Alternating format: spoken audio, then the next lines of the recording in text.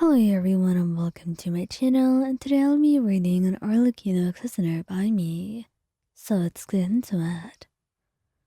The ground halls of the House of the Hearth were usually a place of warmth and safety, a sanctuary for the children taken under Arlecchino's wing. But tonight, the familiar surroundings provided little comfort as you lay in your bed, trembling with fear. Nightmares had plagued you in your sleep, vivid and terrifying visions that left you feeling vulnerable and alone. Your heart raced as you tried to steady your breathing, the images from your dream still fresh within your mind. The room was dark, save for the faint glow of the moonlight filtering through the curtains. You hugged your knees to your chest, trying to convince yourself that it was all just a dream, that you were safe here, and that nothing could hurt you. And a soft knock on the door pulled you away from your thoughts. Before you could respond, the door creaked open and Arlecchino stepped inside, her presence both commanding and comforting. She was dressed in her usual dark attire, her eyes sharp and attentive, even in the dim light. "Moyan," she called softly, her voice a blend of concern and authority. "Are you all right?" You swallowed hard, trying to find your voice. I I had a nightmare," you admitted, your voice barely above a whisper.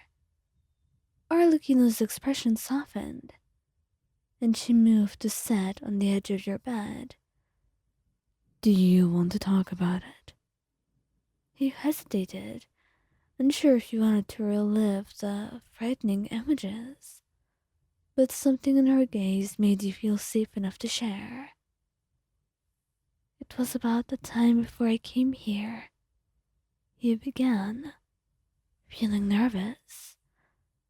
"I was lost and alone, and there were these shadows chasing me. I couldn't escape." Arlecchino listened intently, her eyes never leaving your own. "It's understandable to have such dreams," she said, gentle. "You've been through a lot. But remember, those shadows cannot reach you here. You're safe." He nodded, but the fear wouldn't go away. It still clung to you. What if they come back? Arlecchino reached out, her hand resting gently on your shoulder. "If they come back, then you will not face them alone. I will be here to protect you," she said, and her words were a balm to your frayed nerves, and you felt a wave of gratitude wash over you. "Thank you," you murmured, your voice steadier now. Arlecchino smiled, a rare but genuine expression. "You don't have to thank me, Wayan. It's my duty to look after all the children here, but more than that, I care about you now. You're a part of our family after all." The warmth of her words filled your heart, and for the first time for that night, you felt a sense of peace. "Can you stay with me for a while?"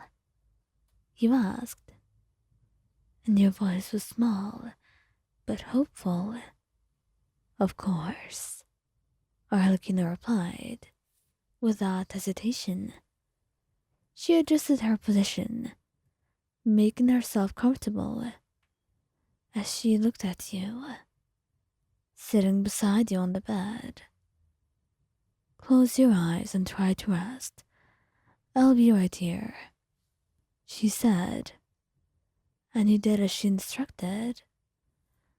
Closing your eyes and focusing on the steady rhythm of her breathing, her presence was a comforting anchor, pulling you away from the fear and into a place of safety. "You're strong, Ryan," she whispered as you began to drift off, her hand gently stroking your hair, her touch soothing. Her voice was like a soft lullaby as she spoke. "I will always be here to help you through the dark times. I promise you that." Her words were the last thing you heard before sleep finally claimed you. This time, free from the shadows that once haunted you, and in the safety of the house of the hearth, and under the watchful eye of Arlecchino, you knew you were truly home. The next morning, you woke to the gentle rays of the sun streaming through the window. Arlecchino was no longer beside you, but the memory of her presence lingered, filling you with a renewed sense of courage.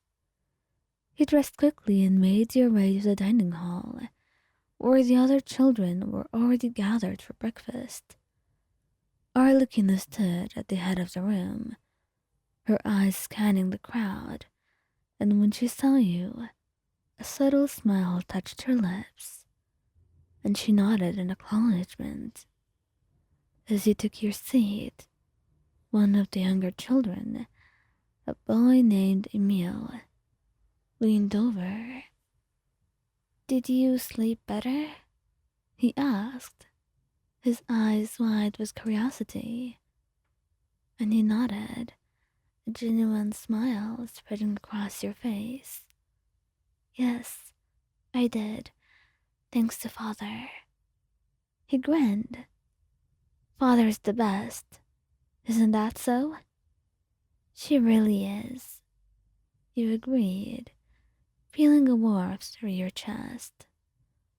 And throughout the day, you found yourself glancing at Arlecchino whenever she was near, feeling a deep sense of gratitude and admiration.